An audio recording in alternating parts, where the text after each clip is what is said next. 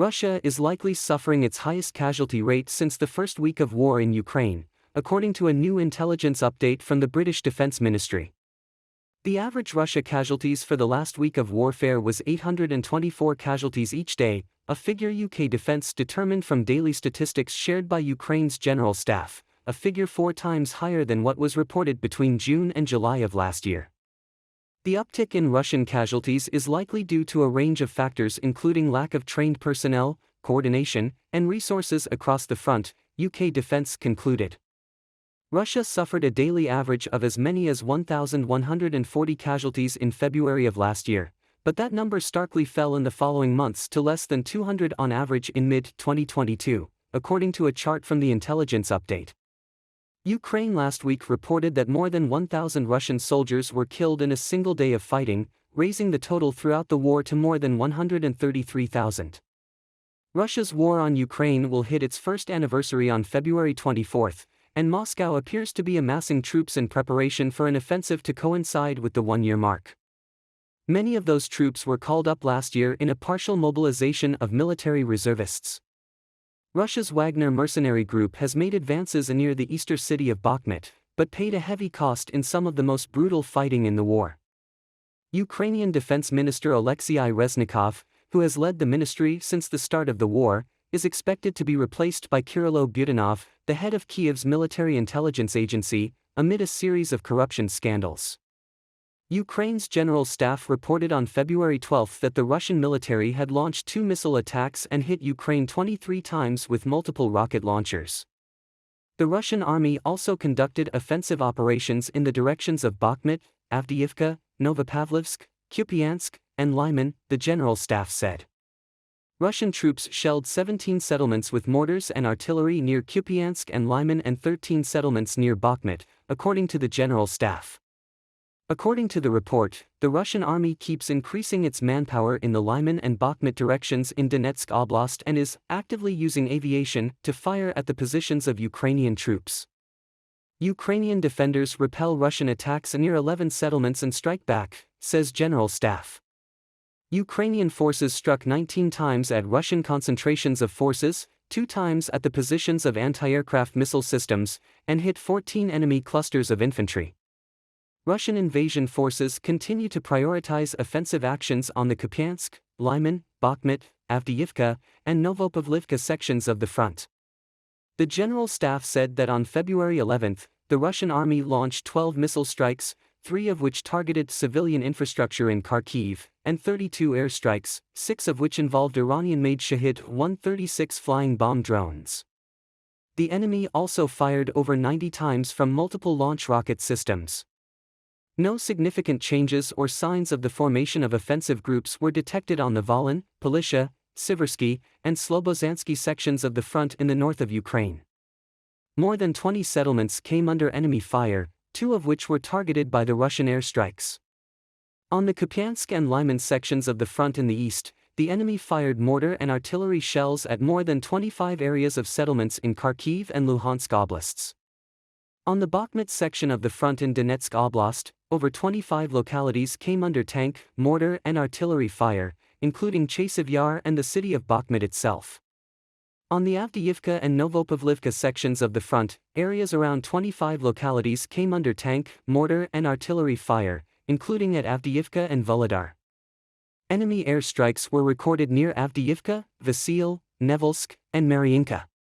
On the Zaporizhia section of the front, Vermivka and Novopil in Donetsk Oblast and 6 settlements in Zaporizhia Oblast itself came under fire. The enemy also conducted airstrikes in the areas of Mala Tokmachka and Kamyansk. On the Kherson section of the front in southern Ukraine, Russian artillery fire hit the suburbs and Kherson city itself, as well as areas in the vicinities of more than 30 other settlements, including Berislav and Stanislav in Kherson Oblast. The invading forces also launched an airstrike near Zymovnik. Ukraine's General Staff added that in the Russian-occupied towns of Brylivka and Novokievtsi in Kherson Oblast, the occupation local administration is trying to seize housing from the locals. In particular, the Russian military are actively going door-to-door and checking citizens' residence permits and documents for housing ownership. Abandoned houses are sealed with notices stating that the premises have become the property of the so-called occupation local administration. Russia has set records for shelling, pounding Ukraine with artillery fire in the east, a military spokesperson said during an interview on Ukrainian television Sunday. For many days in a row, the enemy sets records hitting Ukraine with artillery fire in the Lyman direction and in the Luhansk region, said Serhiy Cherevatiy with the eastern grouping of the Ukrainian armed forces. In the past 24 hours there were 424 shellings by different types of artillery and 23 combats, he added. According to the Cherevatiy, the main direction of the enemy's attack remains on the Bakhmut section of the front line. There, the enemy struck 167 times along the entire section of the front with various types of rocket-propelled artillery, and 41 clashes between forces took place. The enemy lost 212 servicemen and 315 servicemen were wounded as a result, he continued. CNN is not able to independently confirm the number of sustained casualties. In the area of Bakhmut itself, there were 48 attacks and 19 clashes between forces, he said. He added, battles were also fought in the area of Torsky, Fedorivka, Ivanivsk and Chasiv Yar.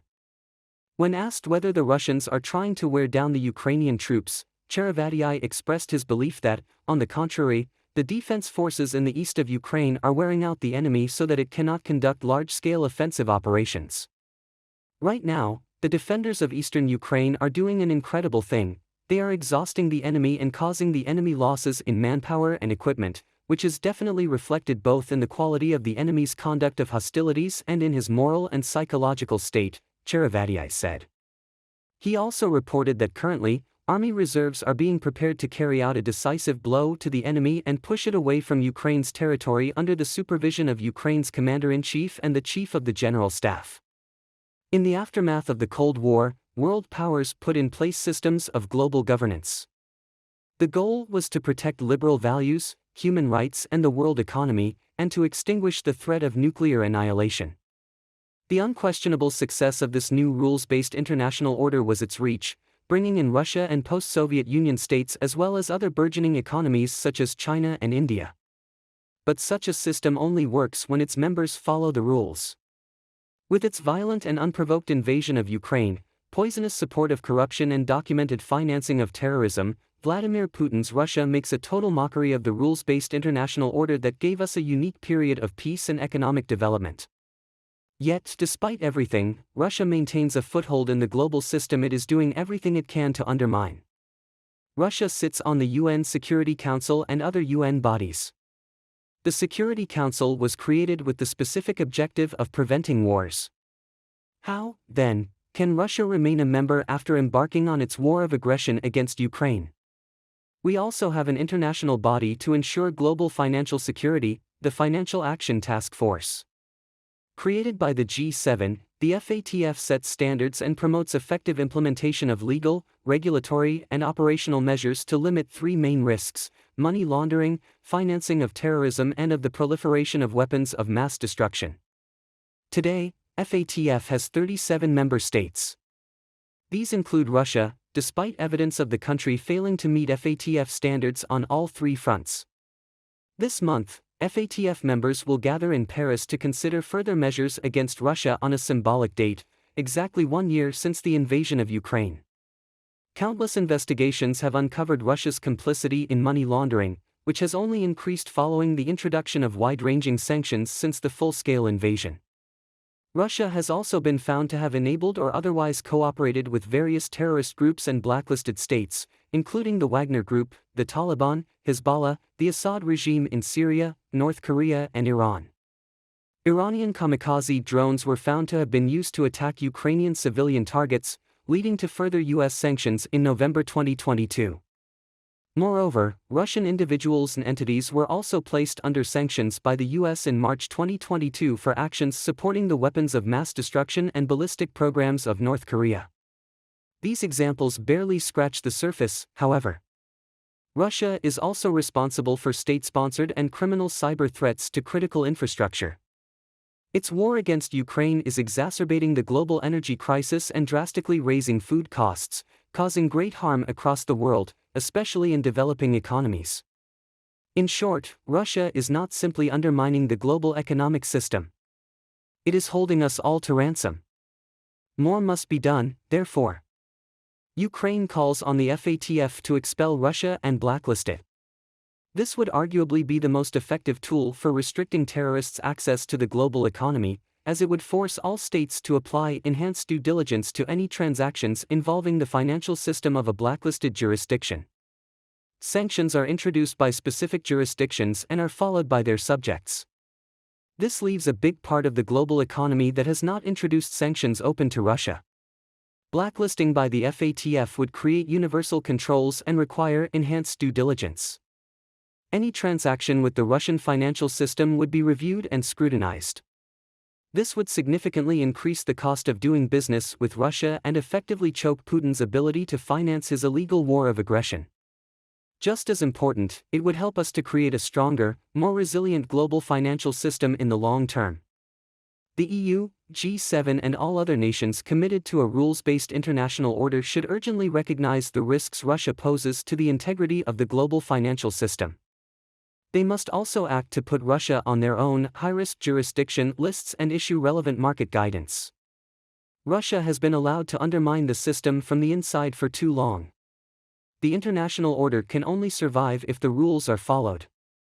We have powerful mechanisms available to enforce these rules. The time has come to use them.